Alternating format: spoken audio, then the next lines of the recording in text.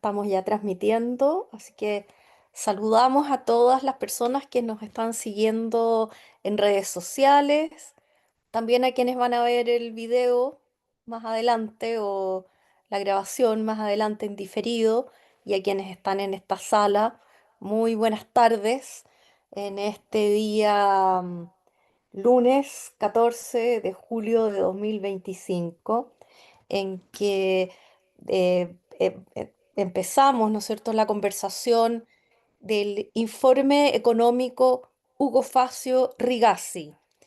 Para Senda es muy importante este informe económico Hugo Facio Rigazzi en honor, en homenaje a Hugo Facio, quien realizaba este mismo, digamos, esta misma conversación, su propio informe económico cada mes durante muchos años, virtualmente desde la pandemia, pero antes presencialmente, por escrito, ¿cierto? Em, el registro de su análisis de prensa que realizó sin pausa durante décadas desde el golpe de Estado en adelante.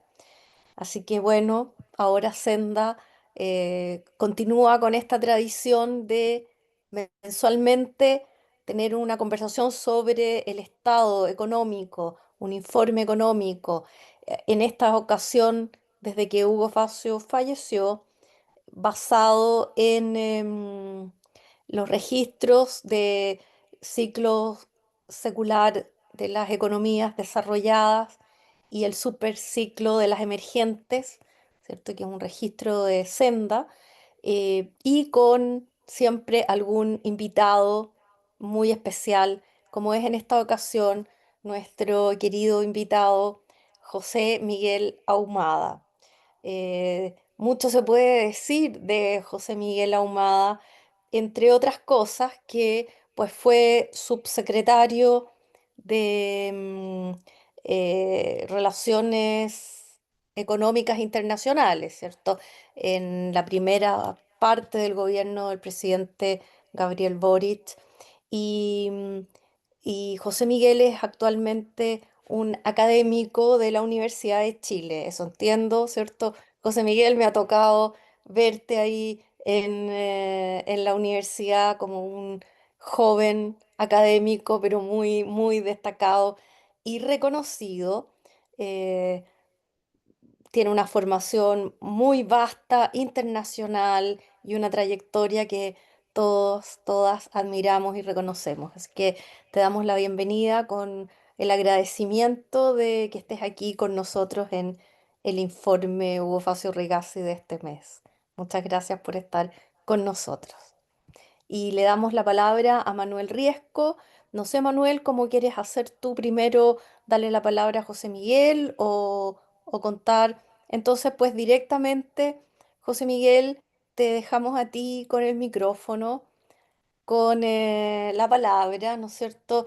Que en esta ocasión, pues entiendo que vas a centrar tu análisis en los BRICS, en la participación de Chile, en la relación de Chile con los BRICS y en el significado que tiene para este momento tan convulsionado internacionalmente hablando y económicamente hablando. Así que te damos la palabra y muy bienvenido a este seminario de Senda, a esta conversación.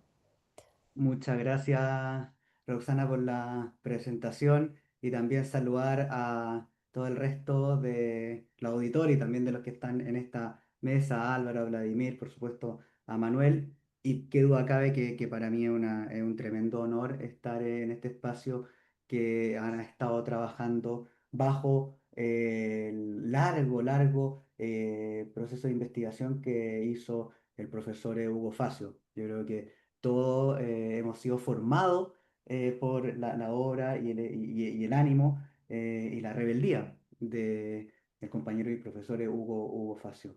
Yo quisiera centrar mi presentación en algunas líneas generales respecto al escenario actual y en particular al rol del BRICS en esta nueva reconfiguración internacional y también cómo afecta esto a Chile. ¿Ah?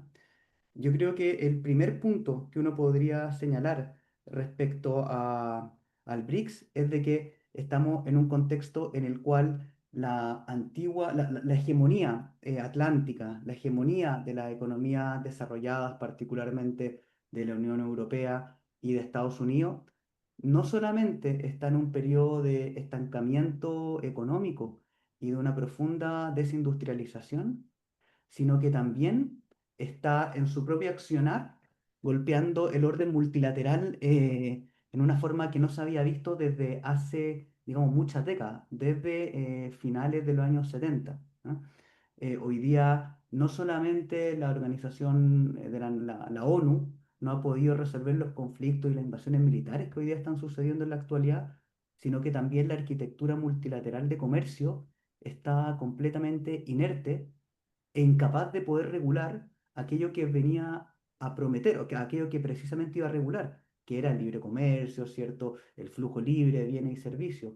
Hoy día Estados Unidos ha bloqueado el funcionamiento de la Organización Mundial del Comercio. Hoy día Estados Unidos ha bypassado la red de acuerdos de libre comercio que en su momento promocionó al resto del mundo y que no ha podido esta red de acuerdos comerciales proteger a la economía, en este caso latinoamericana, como Chile, de esta arremetida unilateral de Estados Unidos. A su vez, la Unión Europea está estableciendo una agenda que busca, hoy día se está discutiendo en la Comisión Europea, establecer nuevos mecanismos de control de la inversión extranjera, poniendo y exigiendo condicionamiento de transferencia tecnológica para las inversiones chinas en espacio europeo. Conjunto de medidas que, por cierto, están prohibidas en los acuerdos de libre comercio que la Unión Europea firmó en su momento con los países del sur global. ¿Ah? Entonces, quiere hacerlo con China aquello que prohíbe hacer al resto del mundo. Lo mismo Estados Unidos, por cierto. ¿Ah? Entonces está haciendo este tipo de mecanismo y a su vez está rompiendo, de nuevo, aquello que sugería al resto del mundo hacer. Las normas del equilibrio fiscal, por ejemplo, ha estado siendo superado por Alemania, nada más ni nada menos que por Alemania, que cambió su normativa constitucional y permitió ahora que el Estado se pueda endeudar en pos de invertir en armamento militar. La declaración de hoy día o ayer del presidente de Francia, donde decía que para ser libre hay que estar armado, ¿ah? Y solamente armándonos podemos hacer valer nuestra libertad. Ese tipo de declaraciones es algo que era completamente impensado hasta hace un tiempo atrás. ¿Ah? Entonces estamos viendo una especie de keynesianismo militar en el caso de la Unión Europea, en Francia, en Alemania, están quebrando las normas de inversión y las normas de comercio de la Unión Europea, mientras que Estados Unidos está entrando en un unilateralismo arancelario, de nuevo, quebrando aquello que empujó desde los años 80 para adelante. ¿Ah? En ese escenario, en el cual las normas multilaterales se están desarticulando, ¿ah? Donde todo lo sólido de esas normas se está desvaneciendo en el aire, pareciera que el rol o la función que debiésemos tomar o las estrategias que debiésemos pensar debiesen estar encaminados hacia diversificar nuestras pertenencias, diversificar los lazos de alianza que nosotros tenemos como países. Gran parte de América Latina, y esto lo sabemos ya, de los años 80 para adelante, tuvo como estrategia de inserción comercial articularse con el patrón de inserción de Estados Unidos y de la Unión Europea. Ese orden que se está quebrando, yo creo que abre la puerta a la discusión de, bueno, cómo podemos diversificar nuestros lazos de pertenencia en un contexto de desarticulación del orden económico internacional. Y en ese contexto en el cual estamos como Chile y está el resto de los países latinoamericanos, bueno, ¿qué podemos hablar o qué podemos pensar respecto a bloques como el BRICS? Yo creo que el BRICS es un foro, es un espacio de discusión política y económica que no funciona como, no sé, como funciona la OSD u otro espacio. Funciona más bien como un espacio de discusión respecto a qué alineamientos generales debiésemos tratar de articularnos en pos de establecer, de abrir la discusión sobre una nueva arquitectura económica internacional. ¿Ah? Precisamente en un momento donde esta arquitectura económica internacional no está funcionando. Y no está funcionando no solamente porque la Unión Europea está quebrando estas normas, porque Estados Unidos está quebrando estas normas, sino también porque las instituciones multilaterales no han dado respuesta a las crisis que hemos tenido en los últimos tiempos. O sea, solo por dar un ejemplo, la Organización Mundial del Comercio, plena pandemia global, primera vez, no sé, en la historia que tenemos una pandemia global y en ese entonces todos nos acordamos, el presente y el futuro próximo aparecía como una incertidumbre total.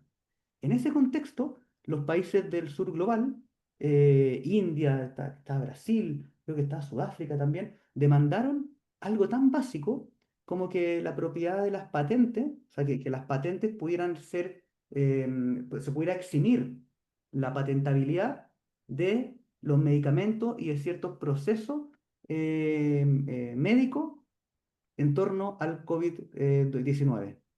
Algo tan básico como temporalmente eh, permitir el flujo de aquellos elementos clave para la difusión de los medicamentos, eso fue prohibido por la OMC en un contexto de plena crisis de la pandemia global. En un contexto de crisis del 2008 tampoco hubo respuesta. En un contexto de crisis climática como la actual tampoco los organismos multilaterales han podido dar respuesta. Reina una inercia, un silencio en estos temas. Entonces yo creo que tanto por la inercia del orden económico multilateral, como porque sus principales promotores están quebrando las propias normas, en ese contexto, yo creo que, bueno, ¿qué podemos hacer los países que más nos vemos afectados por la crisis climática y que también más nos vemos afectados por el estancamiento económico internacional que está sucediendo en la actualidad? En eso, en ese desafío, yo creo que la discusión que están abriendo los BRICS, con todos los problemas que tiene, con todas las diferentes realidades que tiene, es un espacio que hay que mirar con atención. O sea, los temas que se han estado planteando desde el BRICS y desde otro espacio de los países del sur global de, por ejemplo, tratar de encontrar mecanismos de régimen de propiedad intelectual más flexible para los países, tratar de pensar cómo poder establecer reglas que garanticen mecanismos de transferencia tecnológica entre los inversionistas extranjeros y los países en vías de desarrollo, tratar de establecer nuevas reglas comerciales que permitan el trato justo y diferenciado entre los países ricos y los países pobres, son temas que a mi modo de ver son urgentes y que son herederos de las principales discusiones que dieron los países en vías de desarrollo ya en los 70, como fue la propuesta del nuevo orden económico internacional, como fue la propuesta de la Carta por los Derechos Económicos y Sociales de los Estados, y en el cual Chile tuvo un rol fundamental. No olvidemos de que el 72, la UNCTAD, la conferencia de la UNCTAD del 72 se hizo acá en Chile, y el tipo de propuestas que se levantaron en esa reunión, en el cual Chile fue el protagonista, fueron temas no muy distintos a lo que estamos discutiendo ahora. Transferencia tecnológica, soberanía permanente en los recursos naturales, esa fue la gran bandera que sacaron los países latinoamericanos en aquella época, desde los años 50 para adelante. Temas de flujos de conocimiento entre los países ricos y los países pobres. Esos temas que quedaron ahí, que quedaron eclipsados por las reformas neoliberales, tanto nacionales como multilaterales, yo creo que son temas que hay que volver a tratar, hay que volver a poner en la palestra, y bloques como el BRICS también pueden abrir una discusión en esa esfera. Entonces, yo creo que un primer momento, un primer punto importante del bloque BRICS es que puede ser un actor en esta discusión, puede abrir una discusión en la cual yo creo que Chile tiene que ser parte. Chile no puede quedar ausente o excluido de estas discusiones, menos los que tenemos una visión progresista en este tipo de materia. Tenemos que presionar para que nuestro país pueda estar en los foros donde se están discutiendo estas agendas que son progresistas. Y el segundo punto respecto al rol del BRICS en esto, es de que el BRICS también está haciendo un intento por tratar de diversificar el financiamiento para el desarrollo. O sea, el BRICS ha hecho un interesante esfuerzo en crear un banco para el desarrollo que permita en cierta medida competir con los organismos financieros internacionales como el Fondo Monetario y el Banco Mundial. Todavía a una escala muy pequeña, por supuesto, pero un buen paso. Digamos, lo perfecto, no amigo, lo bueno, ¿ah? Y los grandes caminos comienzan con el primer paso. Entonces yo creo que ese tipo de instituciones van en la línea correcta, van en la línea correcta de diversificar las fuentes de financiamiento para proyectos de desarrollo de los países latinoamericanos, por ejemplo. Entonces yo creo que en esa otra dimensión también nosotros y el BRICS tenemos una articulación muy interesante y muy importante. Y el último punto por el cual yo creo que es fundamental que nosotros podamos participar en ese tipo de espacios es de que Chile hoy día tiene una estructura exportadora que si bien está altamente concentrada con China, que es un miembro del BRICS, también tenemos a Brasil, que es nuestro principal socio en América Latina, ¿cierto? Y también tenemos un mercado al cual Chile quiere ampliar sus lazos, como la India. ¿Ah?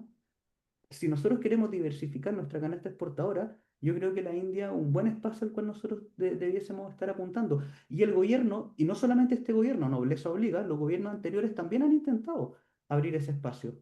Entonces, si Chile quiere abrir el espacio del comercio con la India, si queremos tener buenas relaciones y relaciones fraternales como las tenemos, pero profundizar en esa línea con China, que es uno de nuestros principales socios comerciales, y queremos también fortalecer nuestros lazos con Brasil, bueno, yo creo que estar en un foro en el cual ellos participan respecto a la discusión geopolítica y geoeconómica es importante. La política comercial no es solamente bajar aranceles, la política comercial también es estar en diferentes foros discutiendo de los temas del orden multilateral.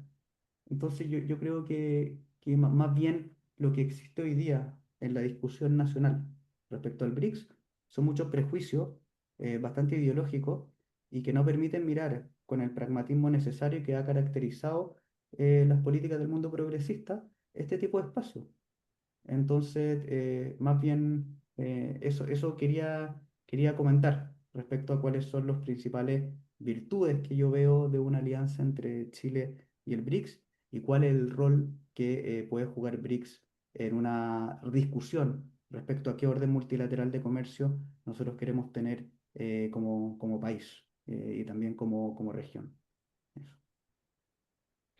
Muchas gracias, querido José Miguel, por esta sintética presentación de las razones principales por las cuales efectivamente el interés nacional parece ser que nosotros nos vinculemos al BRICS y al sur global, como se llama, digamos, y el BRICS es un buen camino para eso.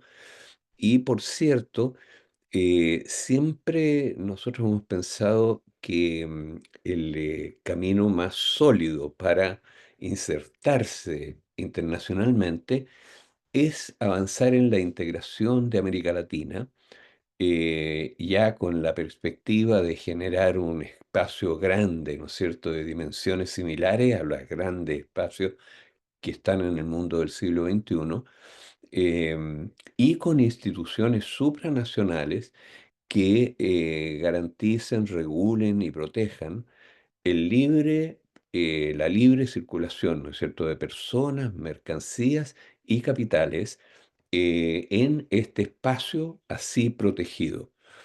Un poco siguiendo, ¿no es cierto?, los pasos de la Unión Europea y que en países donde estaban en guerra hasta hace 80 años, ¿no es cierto?, y destruyéndose mutuamente, han generado estas instituciones supranacionales que aseguran además la paz.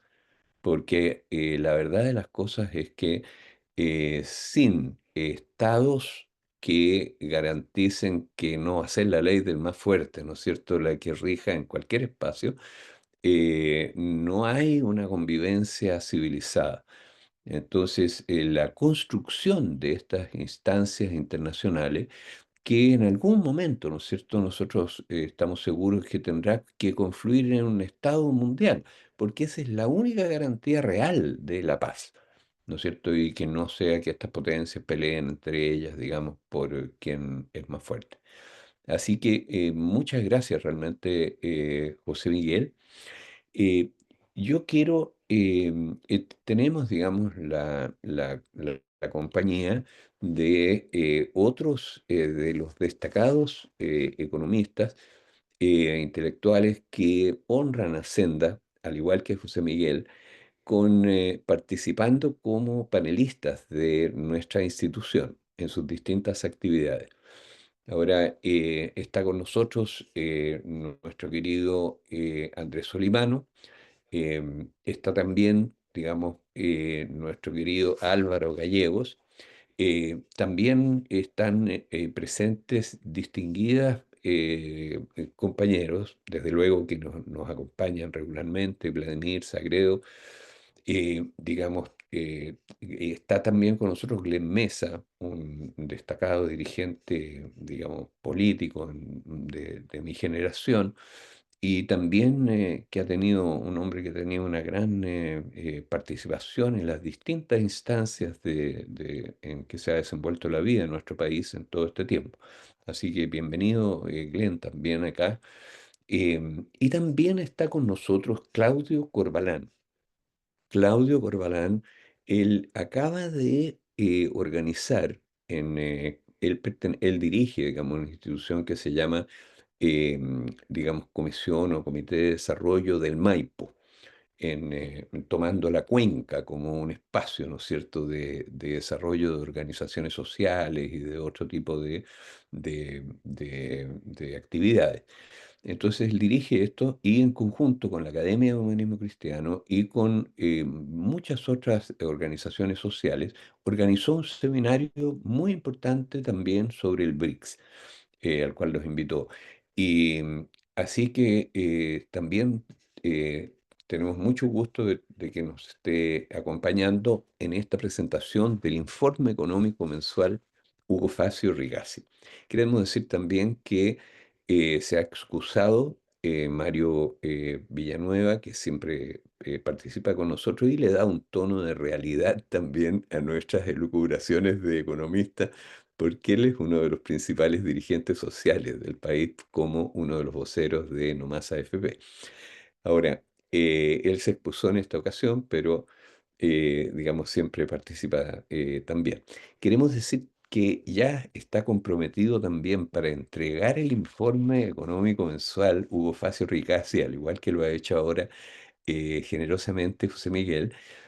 Para el próximo mes está ya comprometido el expresidente del Banco Central de Bolivia, Gabriel Loza, que ha participado y participa también en nuestras actividades, y él entonces va a dar la charla principal del próximo informe. Ahora, yo quiero permitirme, antes de dar la palabra a nuestros queridos comentaristas, para que sobre todo, por supuesto, se remitan, o sea, se refieran a la intervención de José Miguel, em, yo quiero hacer lo que hacemos siempre, que es mostrar la evolución del ciclo económico secular de las economías desarrolladas y el superciclo de las economías emergentes y materias primas, que nosotros nos hemos percatado de que estos dos ciclos son absolutamente sincrónicos y en fase en el corto plazo, es decir, suben y bajan juntos, ¿no es cierto? Pero con amplitud distinta. Es decir, los emergentes se mueven con, como dice John Others, que hizo esta constatación, se mueven como un reflejo amplificado de los desarrollados. Es decir, cuando suben los desarrollados algo, los emergentes suben más. Y cuando los desarrollados bajan en el corto plazo, los emergentes bajan más también. Entonces, esta diferencia de amplitudes, extrañamente, pero con una explicación teórica muy clara, se traduce en que en el largo plazo, en el ciclo secular, estos dos ciclos, el ciclo secular de las economías desarrolladas y el superciclo de las economías emergentes, se mueven absolutamente en forma sincrónica, es decir, digamos que en el mismo tiempo, pero sin embargo a contrafase. En otras palabras, cuando el ciclo secular de las economías desarrolladas va hacia arriba, el superciclo de las economías emergentes y materias primas viene hacia abajo y llega a su mínimo cuando las economías desarrolladas llegan a su máximo. Así pasó el 2000, por ejemplo, y al revés, cuando esto se invierte, ¿no es cierto? Y se recuperan las economías desarrolladas, las economías emergentes, sus monedas y también las materias primas caen. Entonces, ese es el ciclo que seguimos y siempre lo mostramos. eh, y ahora nos interesa mostrarlo especialmente por el asunto del precio del cobre, porque una de las características del momento actual, ¿no es cierto?, es que con esta fiesta de los aranceles de Trump, le aplicó un 50% de arancel al cobre. Entonces, eso provocó un alza del cobre que aparentemente, según dicen los analistas internacionales, puede tal vez quedar, permanecer, porque las otras, por ejemplo, las bolsas cayeron, pero después subieron. En general se han, digamos, él dice una cosa y después se echa para atrás, ¿no es cierto? Dicen, incluso tienen un dicho, digamos, para esa actitud del presidente de Estados Unidos. Ahora, pero en el caso del cobre, hay varios que coinciden en que quizás esta alza de precio pueda ser más estable. Entonces, quiero mostrar lo que ha pasado hasta ahora. Y bueno, el, eh, el, em, esto está a disposición de ustedes, ¿no es cierto? Ahora, estos dos gráficos muestran el ciclo. em, Perdona, pero sec- no lo estamos viendo. Perdón, voy a compartir la pantalla con su permiso.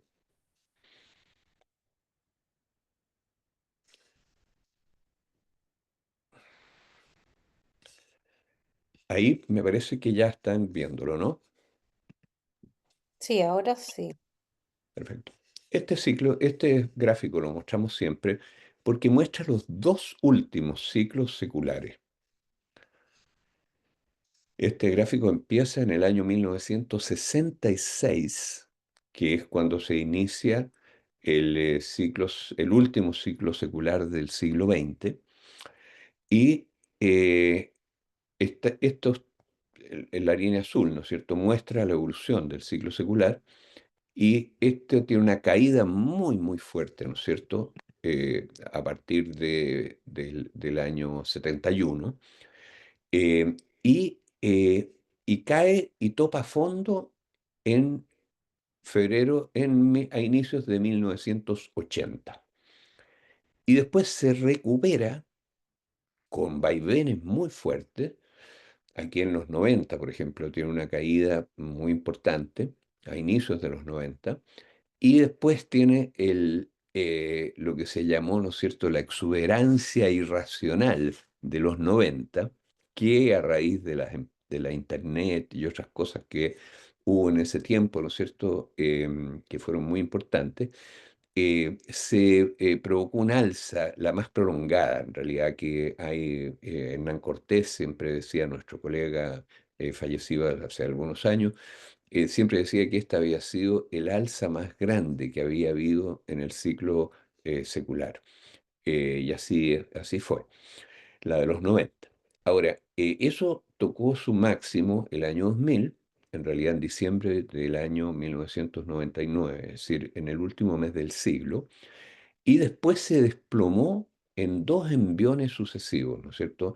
En la crisis que se llamó .com y después en la crisis que se llamó, digamos, subprime, y topó fondo a fines de la primera década de este siglo. Y después se ha recuperado. eh, el COVID cayó muy fuertemente hasta por acá abajo, pero se recuperó de inmediato y había superado el COVID ya en el 2023, pero sin embargo ahí se ha estancado y ha caído a partir digamos, del 2024. En realidad empezó a caer y con Trump se acentuó eso y ha caído hasta acá. Ese el ciclo, los dos últimos ciclos seculares. O sea, en otras palabras, estamos a medio camino de recuperación de, de este ciclo y esa es la característica. Ahora, lo que está en el área gris del fondo es el empleo en Estados Unidos, que es una buena medida, la mejor medida de la economía real de los países desarrollados, ¿no es cierto? Ahora, aquí se aprecia, el empleo está medido como lo que llaman payroll, es decir, las planillas de pago de cada mes. Esto es un gráfico mensual, todo, dividido por la población mayor de 16 años. O sea, el área gris del fondo muestra la proporción de ciudadanos mayores, ciudadanos y ciudadanas mayores de 16 años que tuvieron un sueldo ese mes. Eso es lo que mide. Ahora, ustedes se dan cuenta en primer lugar que hay una, digamos, coincidencia entre, por ejemplo, el alza del empleo en los 80 y en los 90 en Estados Unidos coincide con el alza del ciclo secular y la caída también y la recuperación también del empleo y o sea, digamos, en ese sentido, la medición que está haciendo esta línea azul, ¿no es cierto?, del ciclo secular, es una medición bastante precisa. Ahora, cómo se mide el ciclo secular? El ciclo secular se mide esto también fue un aporte de Others, digamos, que lo sigue. John Others es un analista muy seguido, con muchos seguidores, digamos, muy respetado. Él era el editor jefe de mercados del Financial Times durante la crisis subprime y su comentario, la mirada corta, era seguido por miles de personas todas las tardes, digamos, para ver qué había pasado. Bueno, después él se fue y está actualmente en Bloomberg, pero hace comentarios muy, muy atinados, digamos. Bueno, y él siempre muestra este gráfico, que este ciclo, tal como lo estoy mostrando acá, y que es Wall Street medido en oro. Eso es esta barra azul. Es decir, es Wall Street medido en oro. ¿Y por qué? Porque de esa manera se quita la distorsión de las monedas, en este caso del dólar. Ahora, la mejor manera de darse cuenta cuán distorsionado está el dólar es mirar Wall Street medio en dólares, que es esa línea. Y fíjense ustedes, también muestra la misma caída, la misma recuperación, pero salta por acá arriba, ¿no es cierto? Medido en dólares. Sin embargo, paralelamente, el dólar medido en oro ha tenido una caída muy, muy fuerte. Ahora, el dólar medido en oro sigue el ciclo secular. Este gráfico lo muestra. La línea amarilla de este gráfico es el dólar medido en oro. ¿Cómo se mide el dólar en oro? Leyendo al revés la cotización del oro en dólares. Eso lo recomendaban los clásicos, ¿no es cierto? Entonces decían, si usted quiere saber cuánto vale su moneda, vea cuánto vale el oro en su moneda y mírelo al revés. Bueno, eso es lo que es esta línea amarilla. Ahora, ustedes se dan cuenta que sigue el ciclo secular, es decir, el dólar alcanza los valores máximos, digamos, en las partes altas del ciclo, cae muy fuertemente. Aquí, claro, es cuando se liberó, se terminó el tipo de cambio fijo o sea, la convertibilidad de dólar a 35 dólares la onza, ¿no es cierto? Y tuvo una caída más fuerte de lo normal. Pero en general cae, topa fondo, digamos, en el punto más bajo, topa al máximo en el punto más alto, eh, pero sin embargo, en este ciclo, si ustedes se encuentran, en el ciclo anterior, el dólar, digamos, fue subiendo a partir del fondo en general, no siempre con caídas importantes intermedias, pero en general fue subiendo. Ahora, el valor del dólar medio en oro. Y en esta, sin embargo, ha tenido una caída que va mucho más allá de lo normal. Fíjense ustedes que medido en oro, el dólar ha caído un 30% en los últimos 12 meses. Un 30%. arrastrando, por supuesto, al peso y a todas las monedas, ¿no es cierto? Pero es muy, muy, muy fuerte esa caída. Ahora, ¿qué pasa con el cobre? Bueno, este gráfico a la derecha es el mismo gráfico, pero empieza, digamos, empieza en el fondo, empieza en este punto. Porque aquí tenemos también las AFP, esa es la bolsa chilena. Fíjense ustedes cómo la bolsa chilena medida en oro se elevó, pero a alturas increíbles, digamos, en el punto donde la crisis la bolsa estaba acá arriba, en el punto en que el conjunto de las bolsas mundiales, que esta línea roja, está en este punto de acá abajo. Sin embargo, a medida que se ha recuperado el conjunto de las bolsas mundiales, la bolsa chilena ha caído y hoy día está prácticamente junta con eso. Y las AFP han seguido un curso parecido. Pero yo les quería mostrar el cobre y se lo quiero mostrar en estos dos gráficos. Eh, si ustedes se dan cuenta, los dos gráficos usan como línea base las economías desarrolladas.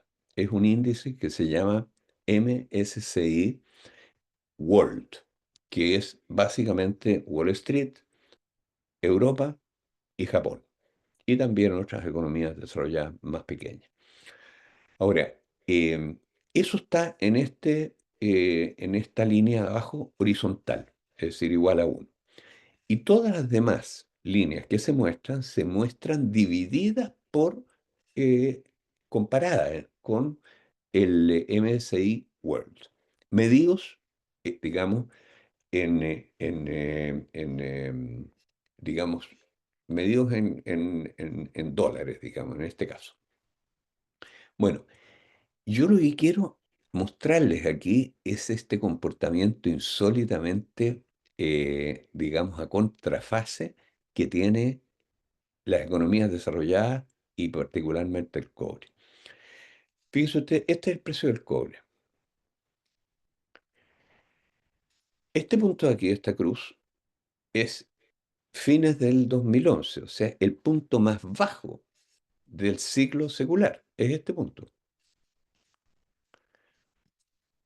Y en el punto más bajo del ciclo secular, fíjense dónde llegó el cobre. 6 veces por encima, todos parten en uno, ¿no es cierto? Y llegó a 6,2. O sea, el precio del cobre se elevó 6 veces por encima del conjunto de las bolsas mundiales, desde este punto inicial, que es 1900, digamos, el 2000. Este es el ciclo secular actual, ¿no es cierto? Este gráfico empieza, digamos, en este punto y marca el ciclo secular actual, de ahí para acá, ¿no es cierto? De ahí a la derecha. Ese es el año 2000. Bueno, este es el año 2000. Parten donde mismo, en uno. Todos parten en uno, estos índices, digamos. Ahora, el cobre se eleva 6 veces por encima. Y a partir de ese momento, si ustedes se dan cuenta, el cobre ha venido cayendo. Fíjense que con el alza de precios, esto está hasta el 9 de julio del 2025, o sea, hasta el viernes pasado. Del viernes pasado hasta ahora, el precio del cobre ha bajado, porque hoy día está, digamos, a 5,52. En ese día estaba a 5,6 dólares por, digamos, libra. Entonces, hoy día, por decirlo así, está incluso un poquito más bajo esto. El alza es muy fuerte, ¿ya? Ustedes tienen que el alza, fíjense, este es el alza de estos últimos días. Es muy fuerte en el cobre. Pero sin embargo, es un nivel que en relación a digamos, el conjunto de las bolsas, no ha cambiado la tendencia a la baja. Es decir, no se ha alterado fundamentalmente este comportamiento a contrafase. Porque ustedes se dan cuenta que entre este punto, año 2000, y este punto, fines de la primera década, el, el MSCI World, o sea, el conjunto de las bolsas mundiales, cayeron brutalmente. Cayeron, imagínense, de aquí a acá. ¿Ya? Bueno, Entonces, sin embargo, en ese periodo, el cobre, fíjese cómo se disparó, po. Se disparó 6 veces por encima. Ahora, y después, desde este punto hasta ahora, ¿ese punto cuál es? El punto más bajo de este gráfico de acá. Es decir, es este punto, este. Y, y fíjense ustedes, digamos, cómo ha caído el cobre a medida que se recuperaban las economías y los mercados internacionales. O sea, es bastante impresionante este es el superciclo y que funciona al revés del ciclo, digamos, de las economías desarrolladas. Ahora, este otro punto de acá es la bolsa chilena. Ustedes se dan cuenta de que tiene exactamente el mismo comportamiento que el precio del cobre. Y estos otros son el conjunto de los mercados emergentes. Y esto es la cuota de FP que está ahí puesta. Una cosa interesante es que si ustedes se dan cuenta, aquí está la bolsa de Nueva York. Y la bolsa de Nueva York hoy día está un 55% por encima de la bolsa, del conjunto de las bolsas desarrolladas que la contienen. Y se despega más o menos por aquí, por el 2013 más o menos. Se empieza a despegar la bolsa de Wall Street del resto y se eleva muy fuertemente. Y no eso no se ha corregido fundamentalmente en estos últimos días. Se corrigió y después se recuperó. Entonces ahí hay una distorsión muy, muy fuerte, digamos. Y bueno, los desarrollados, los emergentes, han caído igual que esto y la cuota de FP también ha rendido muy parecido, digamos, un poco más que el conjunto de las bolsas de los países desarrollados. Pero el superciclo se ve claramente y se ve también el fuerte salto que pegó el cobre ahora con la medida de Trump, pero también que eso no altera el curso principal de caída. Ahora, el gráfico de la derecha es lo mismo, pero no parte del 2000. Es decir, este de acá parte del 2000, ¿no es cierto? Entonces, este de acá parte en 1980, es decir, en el punto más bajo del ciclo, eh, parte aquí. O sea, en el punto más bajo del ciclo secular anterior, 1980. Y hasta ahora. Entonces, sube, sube, sube, sube, sube, sube. En realidad aquí aparece plano, ¿no es cierto? Pero todo este periodo es como las economías desarrolladas, las bolsas desarrolladas, ¿no es cierto? Los mercados desarrollados y las monedas. Este es el periodo de gran alza que hablaba Hernán Cortés, ¿no es cierto? Desde 1980 al 2000 es, digamos, corresponde a este periodo, desde 1980 hasta el 2000, una gigantesca alza. Ahora, eh, después, este periodo es el periodo de caída secular, o sea, desde el 2000 hasta fines de la primera década, ¿no es cierto? Hasta el 2011, fines del 2011. Bueno, y esto de acá es el periodo de recuperación posterior, que es, digamos, desde el fondo que lo toparon acá en los mercados mundiales hasta, hasta hoy día. Esto está actualizado a julio del 2025, es decir, hasta el viernes recién pasado. Ahora, pero fíjense ustedes que, bueno, aquí está la bolsa chilena, pega todo el salto hasta el 97, después cae muy fuertemente, ¿no es cierto?, en la crisis asiática, se recupera muy rápidamente pasa por ahí de la crisis, ¿cómo se llama? .com, la crisis subprime, y llega, digamos, aquí a un máximo, digamos, el 2010, comparado con las bolsas desarrolladas. Mire, es 9 veces por encima de la bolsa desarrollada a fines de la primera década. Y desde ese momento cae brutalmente la bolsa chilena hasta que hoy día tiene exactamente el mismo rendimiento, así medido, que el conjunto de las bolsas desarrolladas. Es decir, el boom de los emergentes y de la bolsa chilena en particular, digamos, tiene ese comportamiento. Ahora, estos son el conjunto de los emergentes. El conjunto de los emergentes tiene un comportamiento parecido. sube hasta el 97, viene la crisis asiática, cae muy fuertemente, se recupera y después empieza a caer, digamos, muy fuertemente. Esos son los emergentes. Y hoy día está igual que los desarrollados, tanto Chile como, digamos, los emergentes. Ahora, aquí también se nota la distorsión de Wall Street, que, digamos, se eleva por encima del conjunto de los desarrollados que la contiene y se eleva muchísimo, ¿no es cierto? Bueno, pero lo que les quiero mostrar es el precio del cobre y del oro, que están en este gráfico de abajo, que es una cuestión bien impresionante realmente. Porque ustedes se dan cuenta que este es el precio del cobre. Fíjense cómo cae desde 1980 hasta, cómo cae desde 1980 hasta fines de la primera, hasta el 2000. Cae brutalmente mientras las economías desarrolladas crecen muy aceleradamente. Y fíjense cómo cae el cobre. Es realmente impresionante. Ahora, se recupera en cambio mientras las economías desarrolladas crecen, o sea, perdón, caen, porque en este periodo, ¿cierto? Este es el máximo del 2000 y este es el mínimo de fines de la primera década de las economías desarrolladas. Y fíjense el cobre, se eleva de aquí hasta acá. O sea, el superciclo del cobre se eleva brutalmente, que es lo mismo que veíamos en este gráfico de acá a la izquierda. La Código fiscal, la represión. Sí. Querían que nadie lo visitara. Bueno, y después viene la caída, digamos, desde ese momento hasta ahora. Y si ustedes se dan cuenta, fíjense, esto está actualizado hasta el día de viernes. Y sin embargo, digamos, ustedes se dan cuenta que el alza que hay es importante, pero no se nota casi. Ahí está el precio del cobre, digamos, en julio. ¿No es cierto? Ese es el alza de ahora. Ahora, esto de acá es el oro.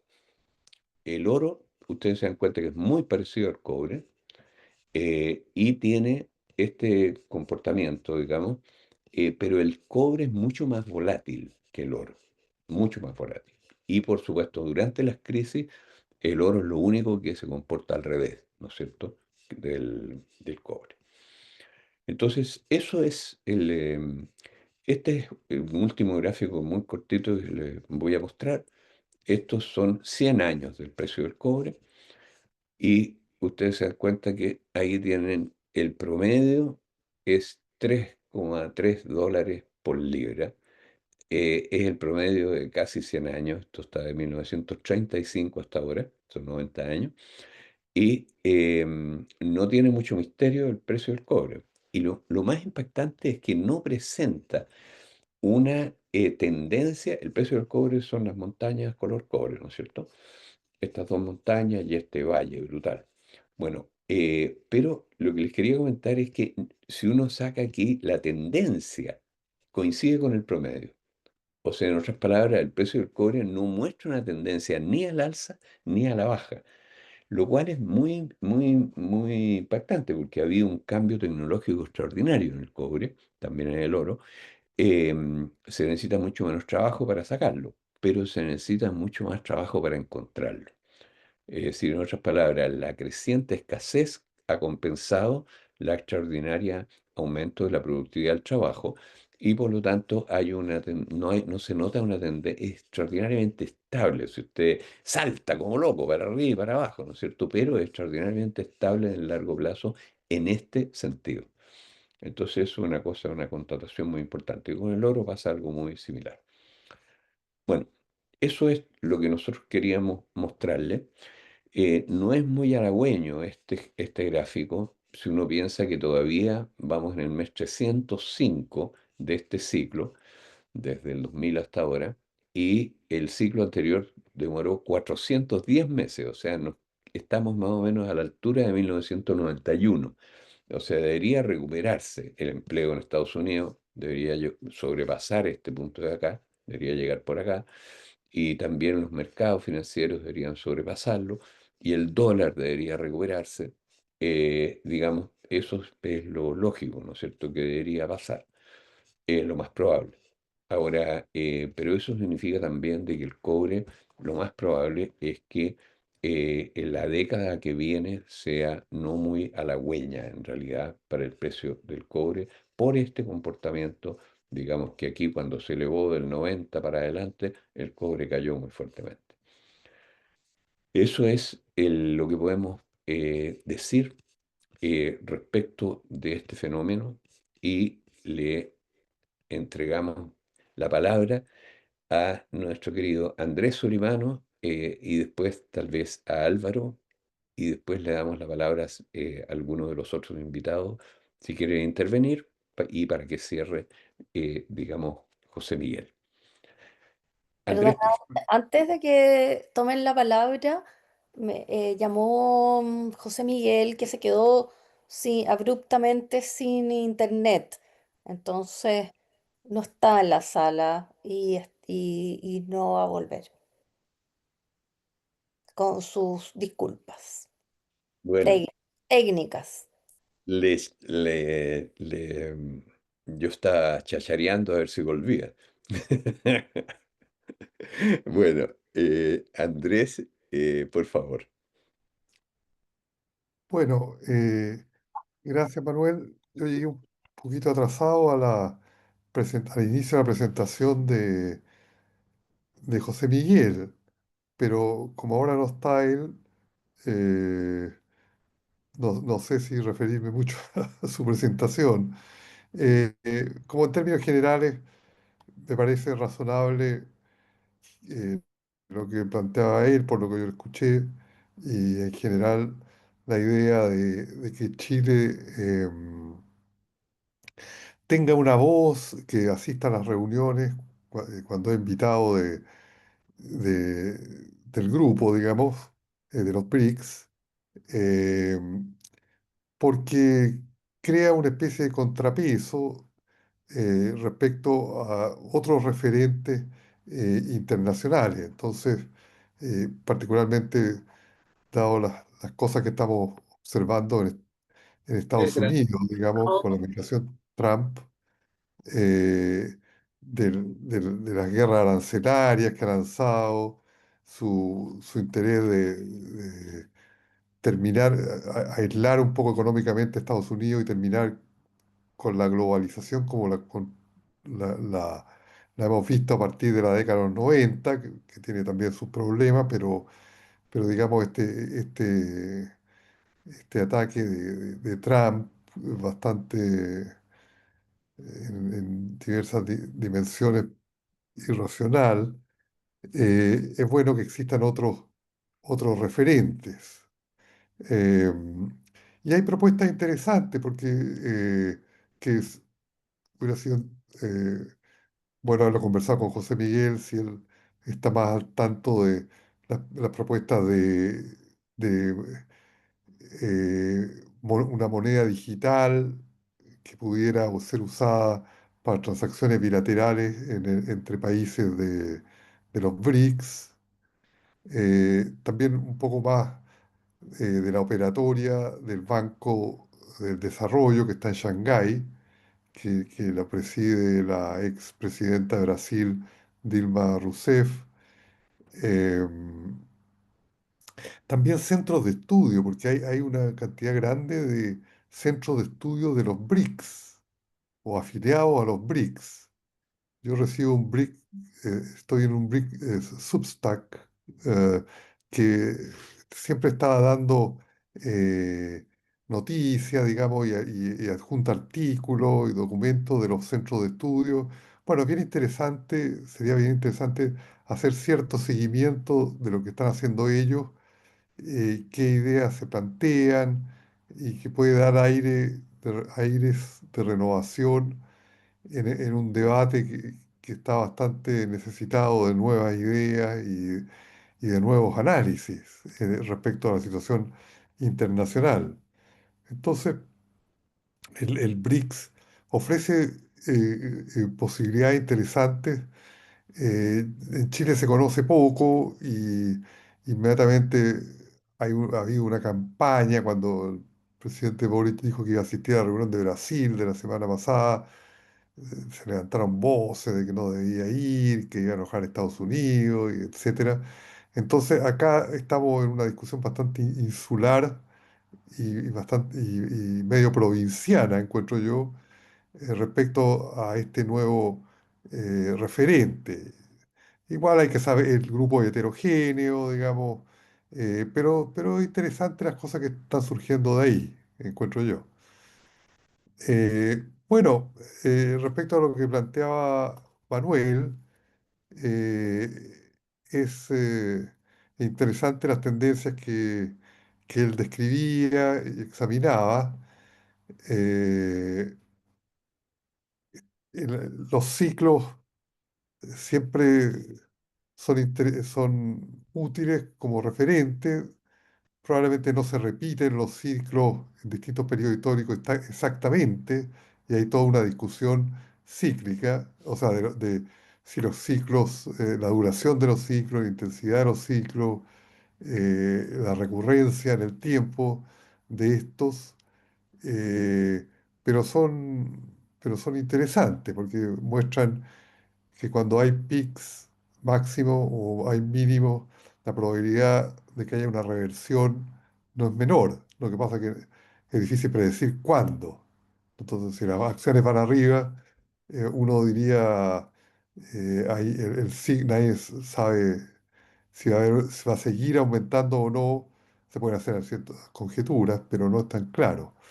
Ahora hay un super ciclo de los bitcoins que no se analiza tanto, pero que sería interesante ver. Ahora el Bitcoin, que es la principal criptomoneda, está en 122.000 dólares la unidad. Eh, cua- eh, sí, 3 años atrás eh, estaba a 16.000 en su mínimo.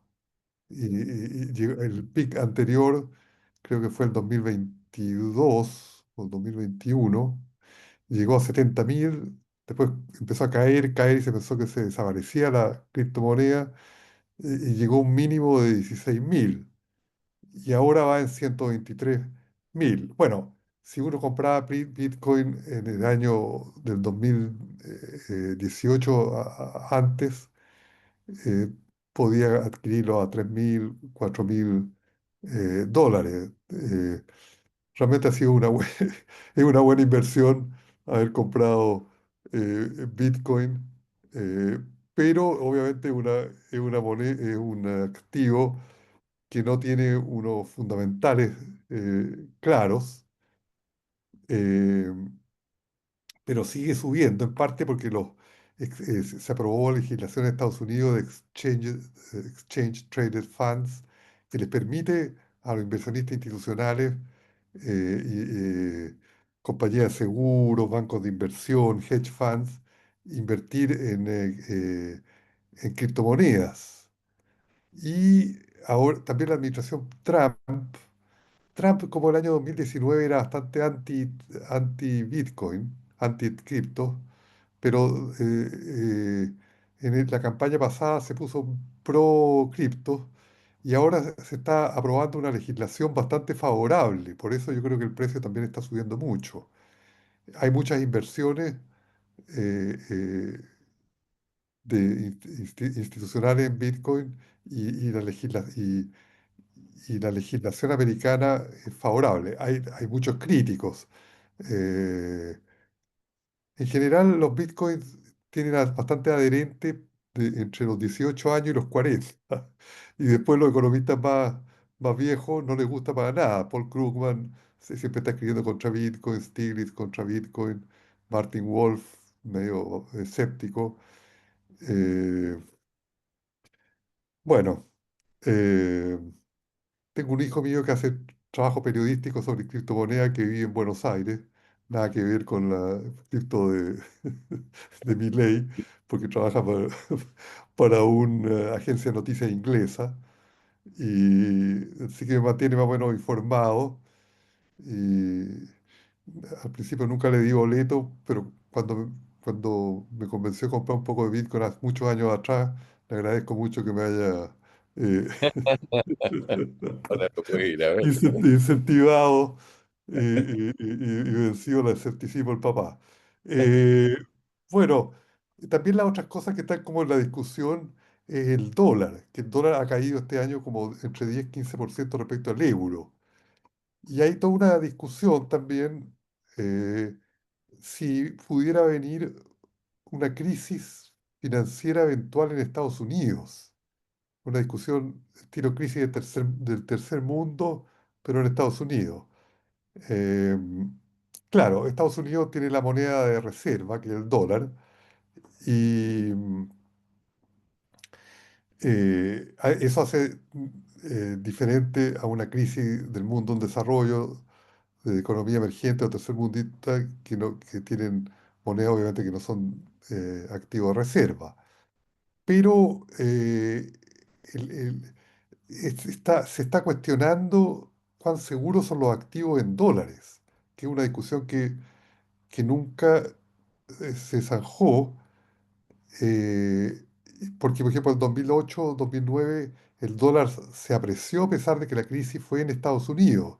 O sea, igual a pesar de la crisis financiera de esos 2 años, la gente buscó refugio en activos norteamericanos y siempre se ha mantenido así, salvo el año 71 con la crisis de Bretton Woods.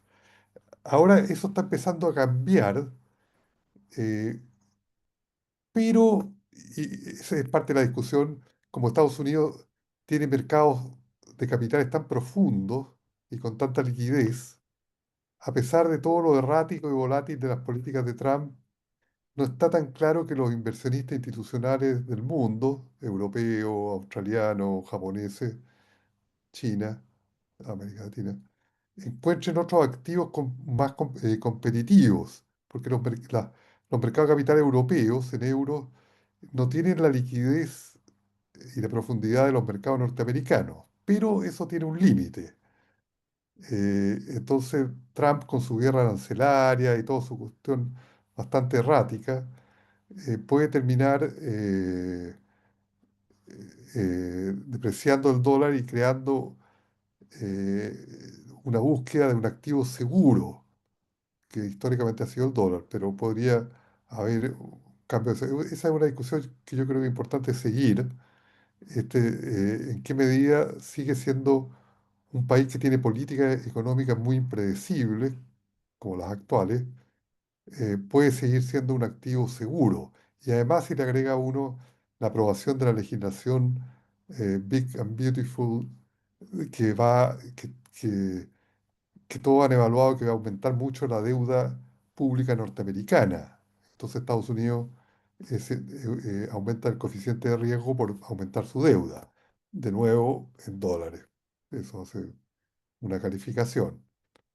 Eh, bueno, sería interesante seguir esa discusión. El oro, me da la impresión que mencionaba Manuel, se fortalece en los tiempos de incertidumbre. Sigue siendo el activo de refugio clásico en periodos inciertos. Eh, Así que eso también influye en el precio del dólar.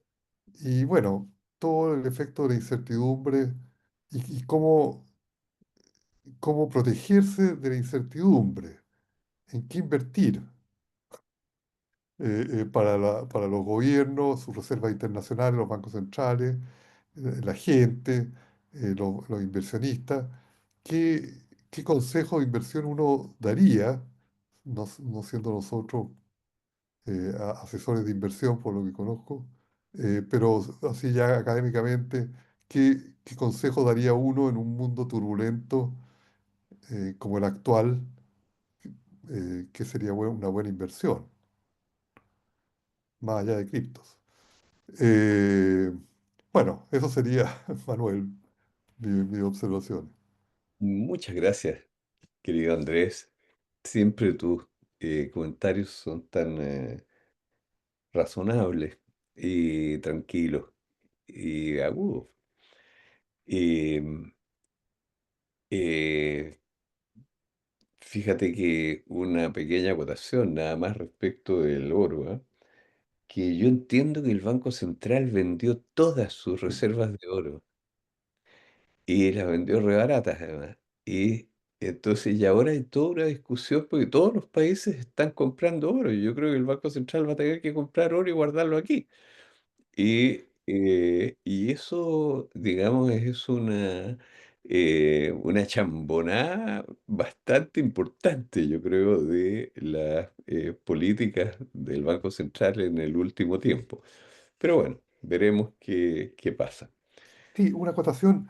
Chile tiene, yo estuve viendo las cifras, y Chile tiene menos de una tonelada, De oro. aproximadamente 500 kilos de oro en su reserva del Banco Central. Exacto. Eh, Perú tiene aproximadamente, si estoy correcto, 30 toneladas. Claro. Argentina creo que está más sobre cerca de 200. Y así otros países han aumentado mucho más, Turquía, Rusia, China. Entonces Chile es totalmente un outlier en que haberse quedado sin oro. Ahora, las ventas grandes de oro del Banco Central de Chile se hicieron por el año 2001, 2002, por ahí, Claro, 2003. claro. Eh, y compraron bonos del Tesoro. 20 Claro. años, 25 años después, la economía americana no es precisamente sólida fiscalmente, y mientras que el precio del oro sí que está alto. Y como tú dices, va a tener, no sé si están las discusiones del Banco Central, pero y si compra ahora oro va a comprar caro. Pero yo creo que en algún momento van a tener que revisar su política de mantención de reservas internacionales y tomar una definición respecto al oro. Bueno, por otro lado, tenemos la ventaja de que somos un país productor de oro. Así es cosa que Sí, recuperemos el oro que tenemos debajo de la tierra y estamos listos. sí, sí, sí, podría reactivar un poco el sector minero con otra Exactamente, alternativa. claro. Querido Álvaro, adelante. Gracias, Manuel. Muy interesante la exposición, la de José Miguel, por supuesto, siempre la tuya. Eh, y bueno, también los comentarios de nuestro querido amigo Andrés. Yo recuerdo de eso, de ese tema del oro. El Banco Central llegó a tener 20 toneladas. Esa fue su máxima tenencia. Y era una pregunta en aquella época, cuando finalmente resuelven vender, ¿por qué tener reservas en un metal cuyo precio, la verdad es que no garantizaba que iba a generar ganancias? Porque solamente, porque no tiene una generación interna de, ¿verdad?, de rentabilidad, sino que depende del precio del mercado. Bueno, lo vendieron, y, y hoy día uno puede decir que, como general después de la batalla, que fue una mala decisión. Eh, yo hace tiempo atrás estuve hablando con alguna gente que le gusta el tema banca central y planteé el tema. Se generó cierta inquietud, pero todos convenían que no era un tema para el Consejo, que el Consejo no iba a tener una inquietud al respecto, sino que le parecía mejor el tema de los bonos del Tesoro. Eh, y tal vez hoy día uno mira eso y dice, chuta, tal vez debieron haber comprado. Pero también tenemos que recordar que, que comprar bonos del Tesoro es mucho más expedito, fácil y barato que comprar oro físico, porque la bodega del Banco Central es grande, pero no lo suficiente como para guardar grandes cantidades de oro. Y por lo tanto siempre sería una fracción menor de las reservas totales. Y la custodia del oro hoy día en el mundo es un riesgo enorme, porque ya hemos visto que se requisaron, como los mejores tiempos de Francis Drake, el pirata británico, se requisaron las reservas de oro de Venezuela, por ejemplo, Claro, sin decir agua va, y simplemente no, ahora ya no son suyas, las tengo yo, dijo el Banco de Inglaterra, el respetadísimo Banco de Inglaterra. Entonces, ¿a dónde guardas el oro? Los gringos, los Estados Unidos me refiero, las tienen en Fort Knox. Debe ser recaro mantener Fort Knox. ¿Y y qué en me dicen Nueva de York, construirlo? ¿Ah? claro. No, Fort Knox está en Texas. No, sí, sí, pero me refiero que también entiendo que en Nueva York yo vi una película en la cual Ah, asaltaron, claro. sí, sí, sí, sí. Pero hoy día es un riesgo la custodia del oro. No hay lugar seguro. Tendrías que tenerlos en tu propia nación con el tremendo costo que significa invertir en una bóveda gigantesca como la de Fort Knox. No, quizás no tanto, pero más o menos en ese orden. Bueno, entonces es una cuestión ahí pendiente. ¿Mm? Pero yo quisiera tocar los comentarios, la presentación que hizo José Miguel, que creo que fue muy interesante muy interesante su presentación. Eh, Solo quisiera agregar que el hecho de que el entramado de, de la arquitectura económica internacional no se cae o no se ha caído por una casualidad o por algún hecho de la naturaleza, sino que simplemente dejó de cumplir con su objetivo. La arquitectura internacional financiera y comercial proviene de los acuerdos de Bretton Woods posteriores a la Segunda Guerra. Y esos acuerdos de Bretton Woods lo que pretendían, más allá de darle un orden a la economía internacional, era también consolidar el rol de primera potencia de Estados Unidos. Por algo, el Banco Mundial y el Fondo Monetario tienen su asiento en Washington. Es la típica manifestación del poder, ¿no? Eh, en mi casa. Y las Naciones Unidas, el edificio está en Nueva York. Bueno, acaban de prohibir a un destacado dirigente ruso la visa para entrar a Estados Unidos. Entonces, ese, ese señor no podría ir a la ONU. ¿Ah? Bueno, entonces son manifestaciones del poder. Y como esa arquitectura que empezó a tener, digamos, un desarrollo hacia la globalización, pensando Estados Unidos que la globalización era algo que les convenía mucho, porque los convertiría en la fábrica más avanzada del mundo y más masiva del mundo. Bueno, cuando empezó a surgir China, y China empezó a abrirse espacio en el comercio mundial, bueno, y eso ya no le gustó entonces a Estados Unidos. Y por eso es que partió por destruir o no financiar la OMC, que es la continuadora del GATT, ¿no es cierto?, del Acuerdo de Tarifa y Comercio, y ahí se había creado la OMC, que se amplió a bienes, servicios, patentes, etcétera, se amplió. Eh, bueno, pero ya no le convenía, pues, si los chinos están en la punta tecnológica, pues. Entonces, ¿qué patente voy a proteger si hay otro competidor mío que está más adelante en esta carrera? Bueno, entonces, toda esa arquitectura que nació después de la Segunda Guerra dejó de ser funcional a los intereses de Estados Unidos y Estados Unidos simplemente entonces la deja caer. Punto. Y este señor Trump no sé si exagera la nota, pero se toma en serio esto y además decide atacar directamente a la globalización sobre la base del aumento de los aranceles Urbi et Orbi, eh, con la idea probablemente errónea de que eso podría eh, favorecer su lucha local. Tal parece que la está encareciendo porque todos los insumos que esa industria necesita para producir y que vienen del extranjero van a pagar un impuesto. Entonces, una cosa bastante absurda, sin prejuicios existidos para la país centroamericana en el corto plazo.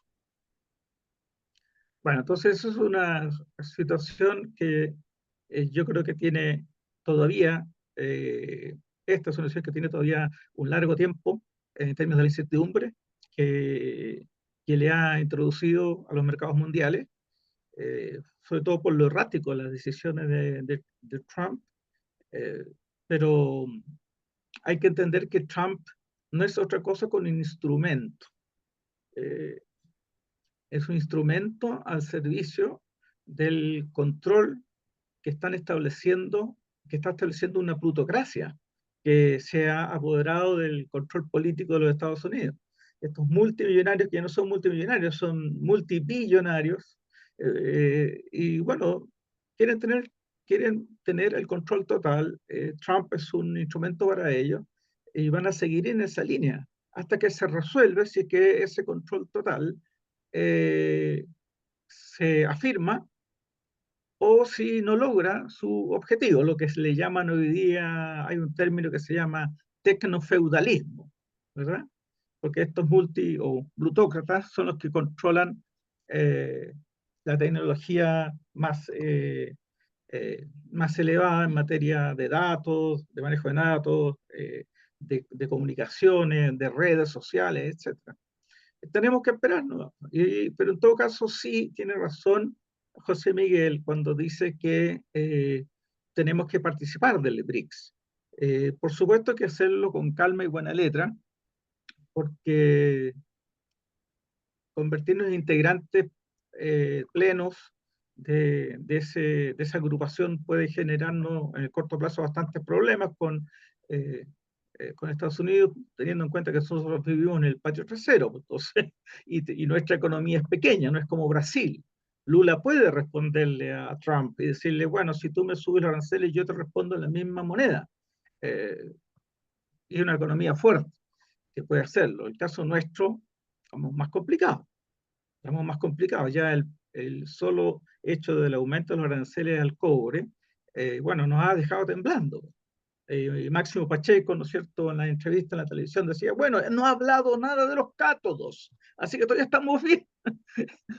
Claro, porque como nosotros somos uno de los, creo que somos el principal exportador de cátodos de Estados Unidos, eh, creo que el 15% de la importación de cátodos norteamericana proviene de nuestro cobre, en particular de Codelco. Pero es evidente que somos muy dependientes de esa demanda. Así que bueno, estemos atentos al BRICS, aceptemos las invitaciones y vamos viendo cómo la cosa va evolucionando. Porque bueno, el mandato de Trump también en algún momento va a terminar y puede que la situación cambie y nos favorezca. Eso es un tema. Ahora, lo otro que yo quería comentar y que no se ha comentado mucho o no se comentó derechamente en esta sesión es que pese a todos los problemas, la economía chilena está en bastante buen pie. Tiene sus cuentas fiscales relativamente controladas, sin grandes desequilibrios. Si vino este gobierno a cambiarlo todo y luego lo cambió por la normalización y la estabilización, bueno, tenemos que reconocer que sí, efectivamente, fue exitoso en la estabilización y la normalización. Eh, como decía, nuestro balance fiscal está razonablemente bien establecido. Nuestro endeudamiento es bajo frente a cualquier comparación internacional, tanto respecto a los países latinoamericanos como también, por supuesto, de la OECD. Nosotros estamos con el 41 o 42,3, creo que es el número de deuda sobre PIB. Estamos en la parte más baja, en el extremo inferior de las, ¿cómo se llama?, escala de endeudamiento de los países de la OECD. Todos los países más desarrollados están arriba de 100 o más arriba de 90, que diría yo. Y nosotros estamos a la mitad del partido. Incluso Alemania Federal, bueno, ahora es Alemania, que se enorgullecía de tener un freno a la deuda en su propia constitución. A ese nivel llegó el ordo liberalismo alemán de meter en su propia constitución una regla económica, lo cual es bastante absurdo. Bueno, hoy día la relajó sobre la base del fantasma ruso que va a invadir Europa Occidental y por lo tanto, como alguien decía ahí, no, el propio José Miguel, ¿no es cierto?, que tenemos que estar armados para ser seguros o libres, algo así fuera la frase. Entonces uno se da cuenta hasta qué punto todas estas cosas como fetiches que tiene la economía o la tesis neoliberal no pasan de ser eso, de fetiches, porque claro, Alemania negó siempre endeudarse para financiar exigencias o demandas de su estado de bienestar. Pero a la hora que lo apretaron por el lado bélico, bueno, se le soltaron las presas. No tuvieron ningún Ahora, inconveniente. se le soltó el bracito. Claro, de inmediato, entonces no se da cuenta que estas cosas son fetiches, pues, y que las reiteran una y otra vez majaderamente y uno se convence que son verdades, como el IVA único y parejo, en circunstancias que no existe en Chile, un IVA único y parejo. Hay un montón de servicios que no tienen IVA, como el transporte aéreo, ¿no es cierto? Entonces uno puede viajar a Punta Cana y no pagar IVA sobre el pasaje, pues. Bueno, las primas de seguro y muchas otras cosas más no tienen IVA. Y por lo tanto, yo diría es bueno tener estos debates donde aparecen estas cositas y nos damos cuenta que nos han metido el dedo en la boca durante mucho tiempo.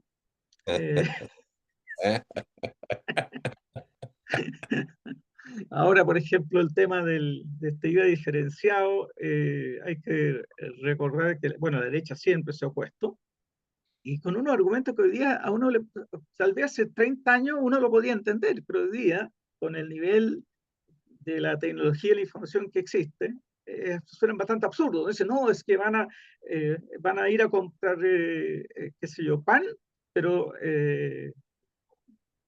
o mejor dicho, van a ir a comprar, qué sé yo, un perfume, ¿ah? Y en la boleta va a decir pan.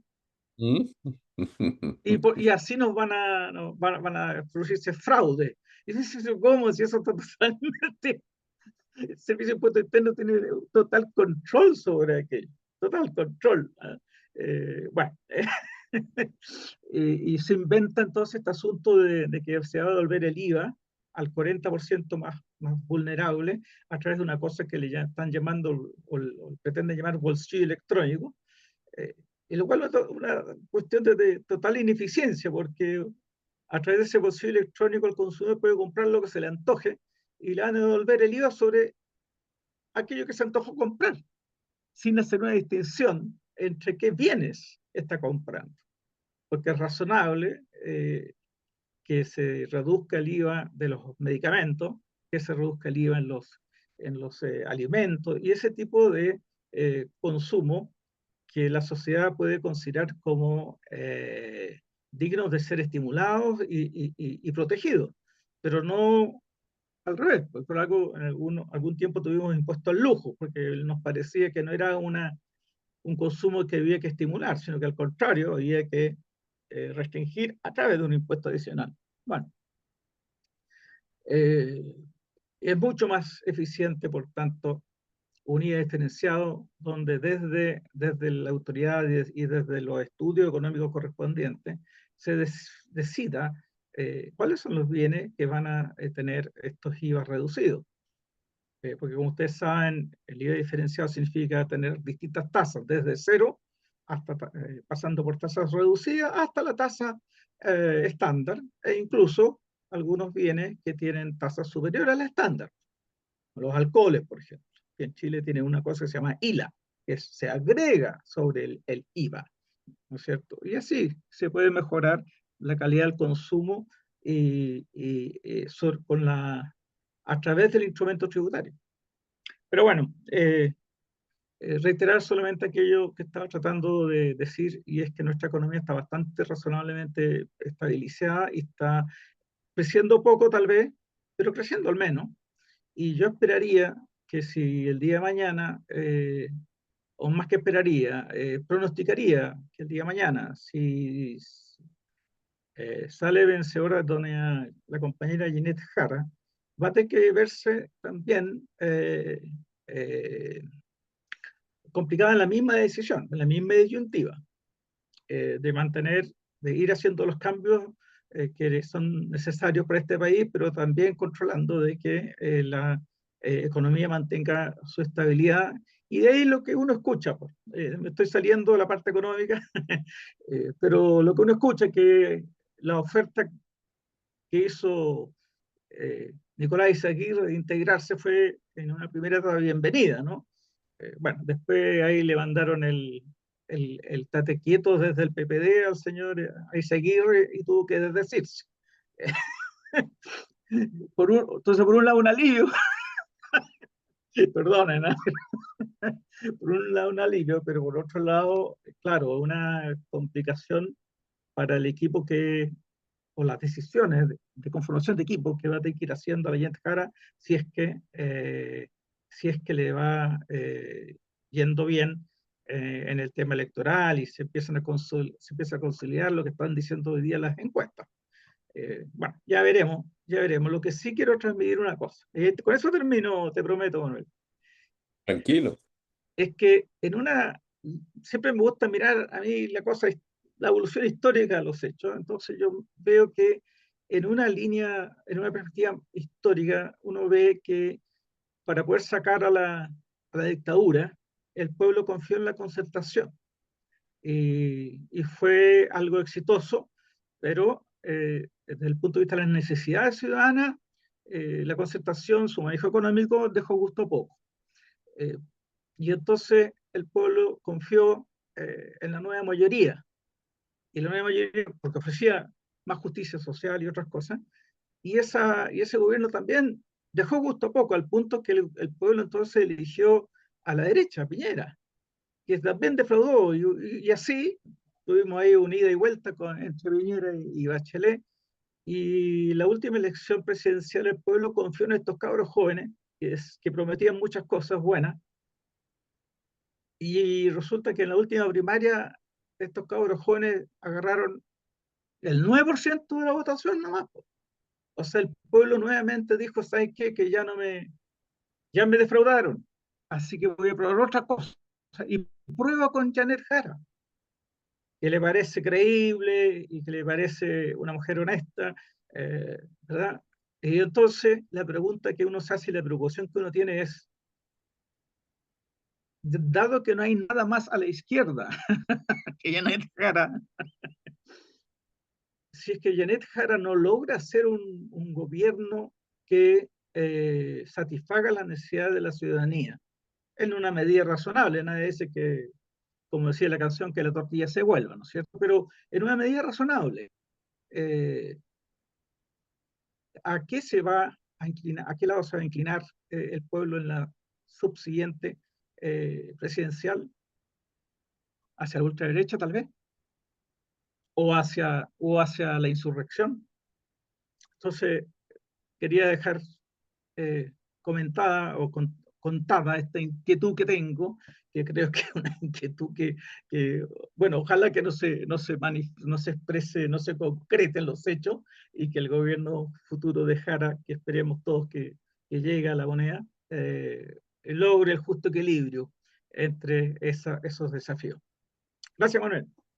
Muchas gracias a ti, Álvaro. Muchas gracias siempre. Yo quiero también dar la noticia que Álvaro pertenece a un colectivo muy importante, que es el colectivo de los economistas socialistas. Y ese colectivo sacó una declaración que nosotros vamos a poner en los medios, nos autorizó para que lo pusiéramos en los medios de Senda, y donde dan su apoyo a Janet Jara a la presidencia de la República. Y cosa que, digamos, es muy interesante. Ahora, también Álvaro participa muy cercanamente siempre con Senda, ¿no es cierto? Es uno de los integrantes en realidad de Senda. Bueno, y les queremos comentar que en el ciclo este que tenemos anual, que se llama Las Reformas Necesarias, vamos a tener una sesión muy especial este mes, porque en esa sesión queremos presentar la propuesta de Senda para el programa gubernamental de Janet Jara.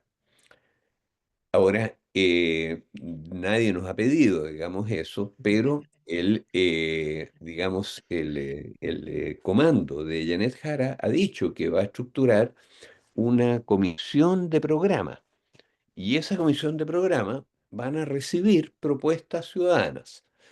no solo, digamos, las que planteen los partidos que componen con sus representantes los miembros de esa comisión, cosa que nosotros no participamos, pero sin embargo, como ciudadanos, vamos a pedir una entrevista y le vamos a entregar la propuesta de senda al programa de Janet Jara. Entonces, eso lo vamos a presentar también en la sesión de fines de este mes de las reformas necesarias, porque básicamente van a ser una propuesta de reformas necesarias estructurado en torno a los 4 puntos que se ha propuesto el comité de programa de la candidatura de Janet Jara. Así que ciertamente eso ahí, Álvaro, seguro que va a meter mano en esa propuesta que se la vamos a mandar, por supuesto, para que eh, él diga qué le parece. Entonces, en fin. Bueno, muchas gracias, Álvaro, por tu planteamiento.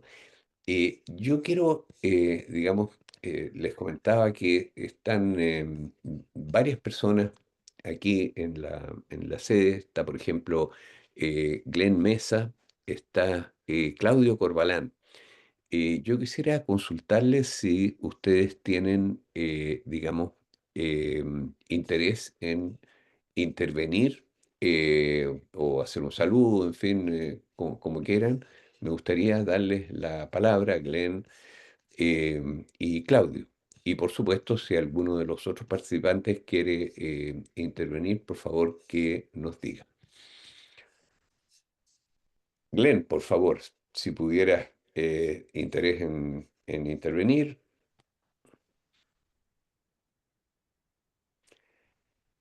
O Claudio Corbalán.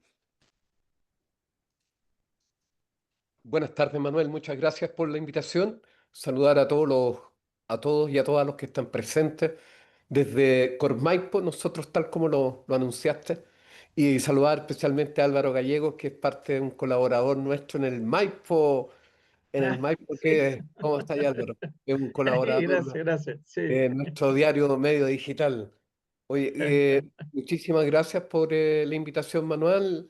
Los del equipo le envían un saludo grande y efectivamente para nosotros los temas, nosotros lo vemos desde, con la preocupación que tenemos desde los mundos más rurales, ese es nuestro como más focalizado, cómo los BRICS han mantenido la importancia con el desarrollo sostenible, con la agricultura familiar campesina, en el sur global, etcétera, en los nuevos desafíos que se nos plantean a partir del cambio climático, el medio ambiente, y eso corresponde también a pensar cómo son las cuencas hidrográficas en nuestro país y nos acomodando a aquello. En fin, una serie de temas que no son emergentes, porque si uno va a la historia, como dice Álvaro, o lo decía el propio José Miguel y tú mismo, si uno revisa el manifiesto, voy a decirle un manifiesto, que tenían las organizaciones campesinas de la Comisión Nacional Agraria, temas que ya venían trabajando desde la reforma, luego se pone en un documento en la Comisión Nacional en el año 1900, que se representa casi la Biblia del mundo campesino, del mundo de la agricultura para Chile. Entonces no son temas nuevos presentes. Y desde ahí surge todo nuestro interés, motivación en participar, en estar y cómo podemos empujar de estos espacios, ir empujando, digamos, ir empujando hacia la comprensión del nuevo orden mundial, de la importancia que debe tener los BRICS para Chile, que es obviamente una oportunidad. Y ahí me detengo y nuevamente agradecerte a Manuel Yacenda y haber participado la vez pasada en ese interesante foro que hicimos en la Academia de Humanismo Cristiano, del cual estamos impulsando también con José Miguel, contigo y otros compañeras y compañeros. Así que sean todos bienvenidos también a esas nuevas instancias que yo creo que Manuel les va a ir informando.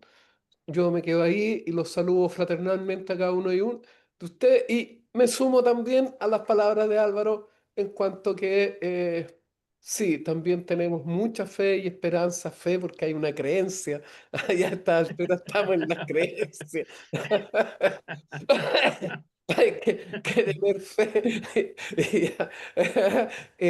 en que nuestra compañera Jara va a poder, ¿no es cierto?, desarrollar un mejor país para todos y todas.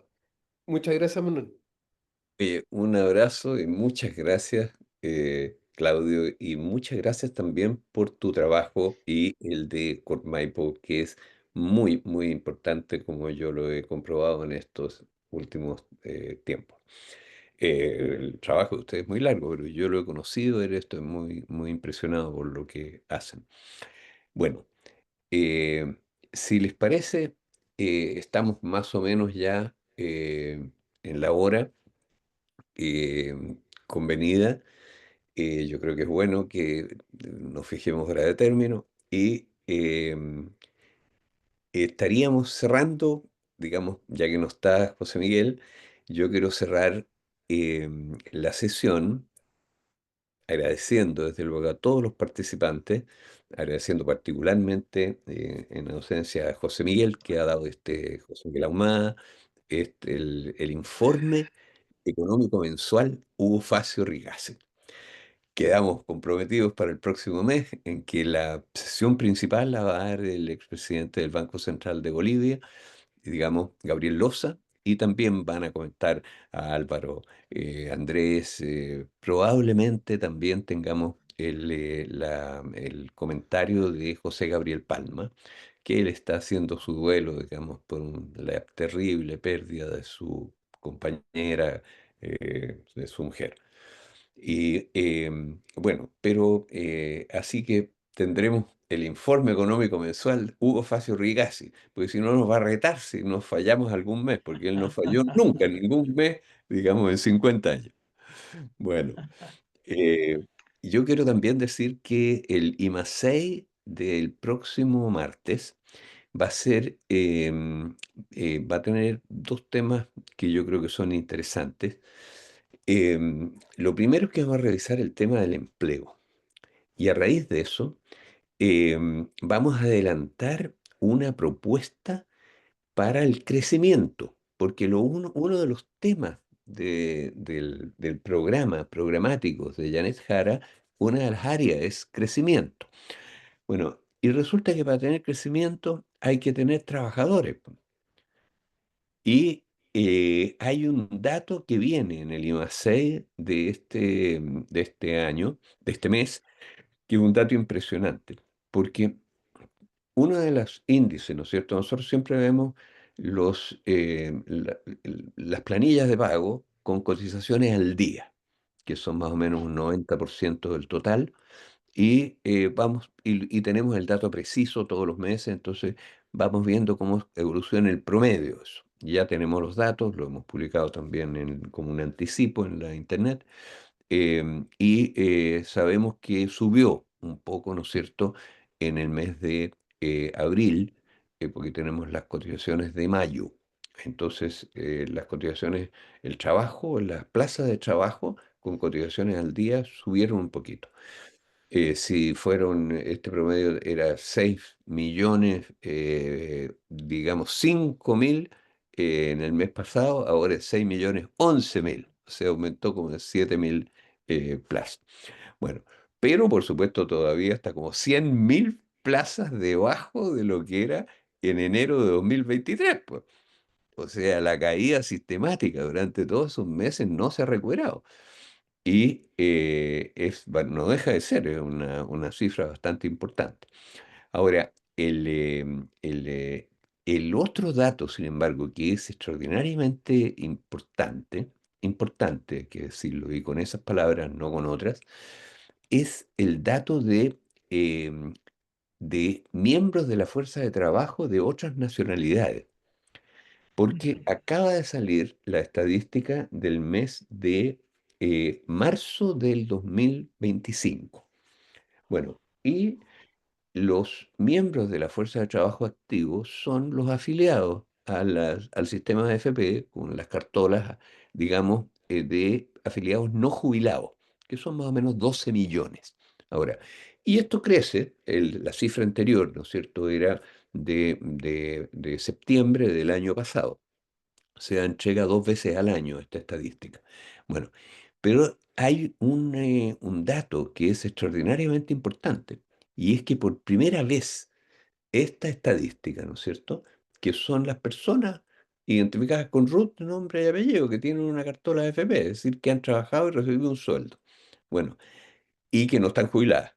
Bueno, esas personas cuyo número aumentó. Sin embargo, las que son de nacionalidad chilena, por primera vez se redujeron.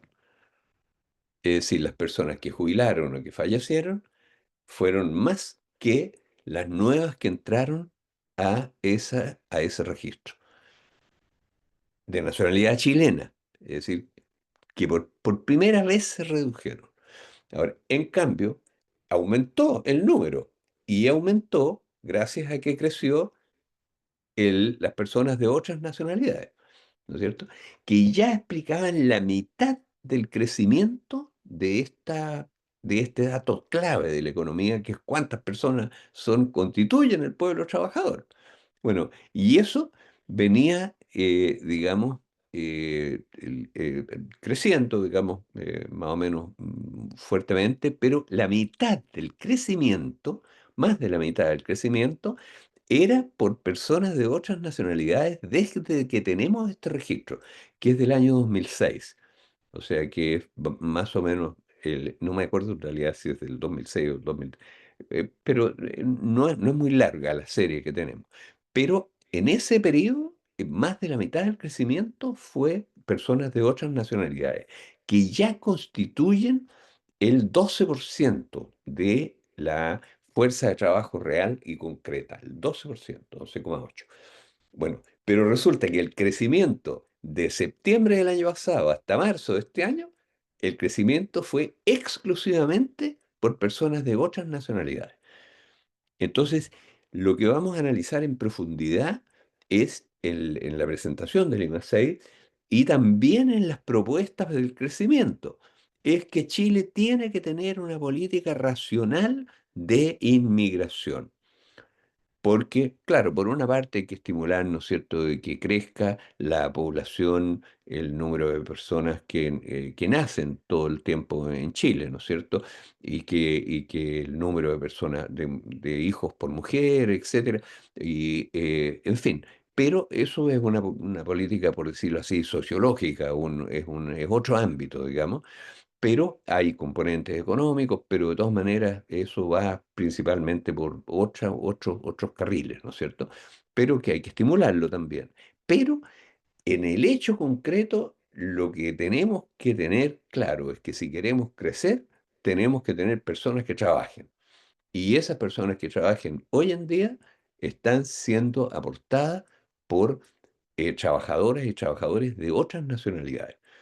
Y entonces hay que cortarla con esta, digamos, idea de que son personas que prácticamente son delincuentes o que son esto, que son el otro. No, son personas trabajadoras y que mueven y que explican el crecimiento de la economía.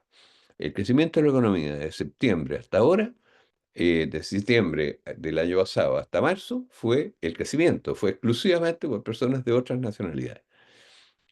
Así que es muy interesante eso. Bueno, entonces nos veremos ahí, comentaremos el próximo martes en el IMA 6Z. Un abrazo muy grande y que estén muy bien y muy contentos con lo que está pasando en nuestro país. Un gran abrazo a todos. Gracias a todos. Buenas noches. Que estén bien.